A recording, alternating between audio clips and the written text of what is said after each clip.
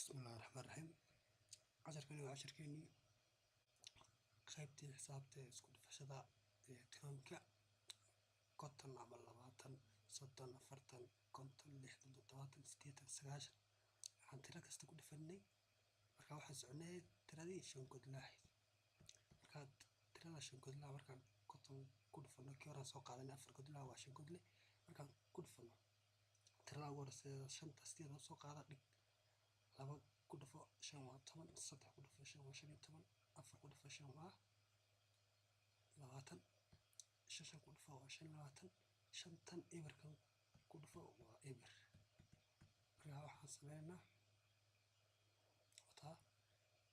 shantii aan soo qaadanay laba shan ku dhufo waa toban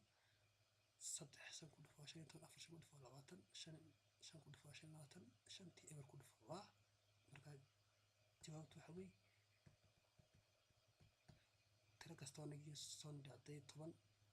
sagaal ka badato hal baa ka qaadan halka qaar halka u geeyo waa six ma halkan way kordha halka qaar xagga geeyo waa 61 halkan shan baa ku soo dhacay labaatan kan labada ka qaar xagga geeyo waa 617 xagga 0 ku soo dhacay shan labaatan ka keli halkaas eberkan ku dara waa 617 250 way marka و617 250 جوابت وأنت. السلام عليكم ورحمة الله.